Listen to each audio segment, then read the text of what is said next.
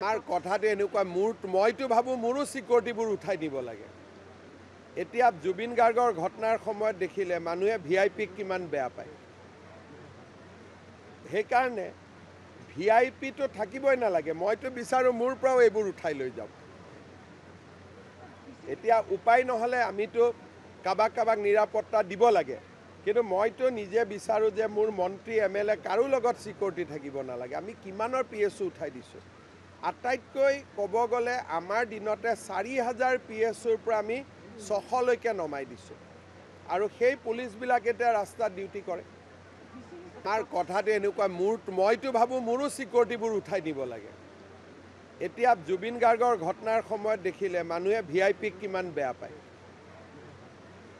সেইকাৰণে ভিআইপিটো থাকিবই নালাগে। মইতো বিচাৰোঁ মোৰ পৰাও এইবোৰ উঠাই লৈ যাওক। এতিয়া উপায় নহ'লে আমিতো কাবাক নিৰাপত্তা দিব লাগে।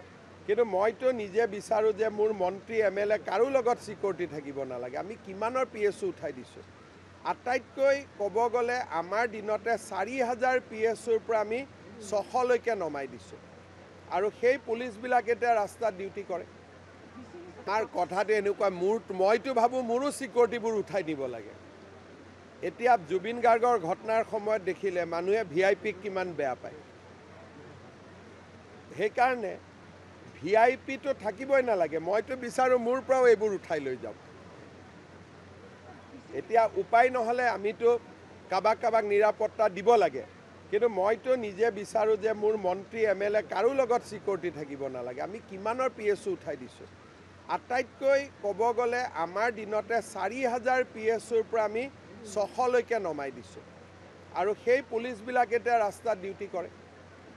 তাৰ কথাটো এনেকুৱা মইতো ভাবোঁ মোৰো চিকিউৰিটিবোৰ উঠাই দিব লাগে। এতিয়া জুবিন গাৰ্গৰ ঘটনাৰ সময়ত দেখিলে মানুহে ভিআইপিক কিমান বেয়া পায়। সেইকাৰণে ভিআইপিটো থাকিবই নালাগে। মইতো বিচাৰোঁ মোৰ পৰাও এইবোৰ উঠাই লৈ যাওক। এতিয়া উপায় নহ'লে আমিতো কাবাক নিৰাপত্তা দিব লাগে। কিন্তু মইতো নিজে বিচাৰোঁ যে মোৰ মন্ত্ৰী এম.এল.এ কাৰো লগত চিকিউৰিটি থাকিব নালাগে। আমি কিমানৰ PSO উঠাই দিছোঁ।